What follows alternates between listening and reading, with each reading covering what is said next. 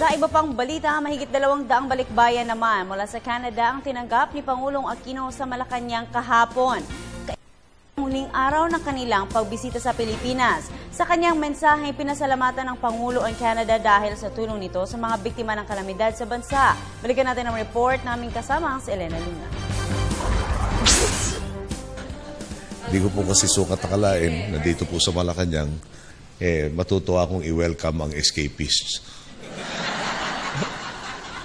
Ganito tinawag ni Pangulong Aquino ang mga balikbayan mula Canada na dumating sa palasyo ng Malacanang sa huling araw ng kanilang tour sa Pilipinas. Escapees ang birong tawag sa kanila dahil iniwan nila ang snow sa Canada para 6 na araw na maglibot at makifiesta sa Kalibo, Boracay, Rojas City, Iloilo City at Guimaras. Sa harap ng mahigit 240 balikbayan sa palasyo, sinimulan niya ang speech sa pagkukwento sa isang birong text message na natanggap sa kasagsagan ng issue ng pork barrel scam. Sa bawat tanong po ng mga scriptwriter, ang sinasabi raw ni Mr. Polis, hindi ko maalala yan. May tinanong na ibang bagay, wala akong maalalang ganyan. Pagkatapos ho ng 5 o 6 na oras sa kaka-interview, wala pa ho nasusulat yung scriptwriter, hindi na po matutuloy raw yun. Nang maalala mo kaya. Sunod na kinuwento ng Pangulo sa kanila ang mga ginagawang reforma ng Administrasyong Aquino. Ibinida ng Pangulo ang mga infrastrukturang ginagawa sa bansa, tulad na lamang ng pagsisimula ng Metro Manila Skyway Stage 3 na siyang magdudugtong sa SLEX at NLEX. Mula sa campaign promise niya na kung walang kurap, walang mahirap, 62% na ng lampas kalahating milyong nagsanay sa TESDA ang may mga trabaho na.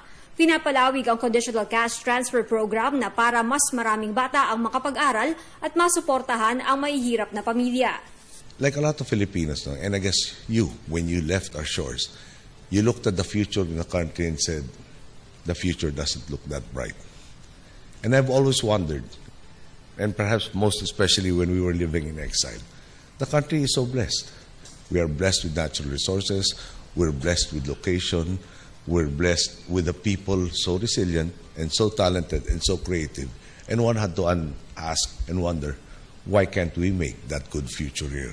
Why does a Filipino wanting a good future have to go abroad, be separated from family, and really pick up the roots with all the hardships that entails? And I'm here to tell you that this is changing. In our 3.5 years of governance, you will see a transformation in the attitude of our people, a can-do attitude that perhaps manifested itself most clearly during the recent Yolanda episode. Hindi rin nakalimutan ng Pangulo na pasalamatan ang mga balikbayang ito kasama na ang pamahalaan ng Canada sa tulong na ibinigay sa Pilipinas noong manalasa ang Super Typhoon Yolanda. Ang Canada ay kabilang sa top 5 international contributor ng bansa. Umabot sa 55 million Canadian dollars ang ibinigay nilang donasyon bukod pa sa mahigit 300 miyembro ng kanilang disaster assistance team na dumating sa Pilipinas. Previously, there was warmth from the winter months.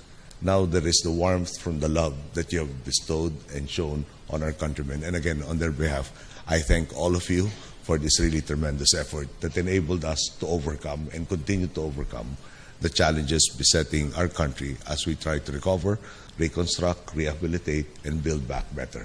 Again, our thanks to each and every one of you.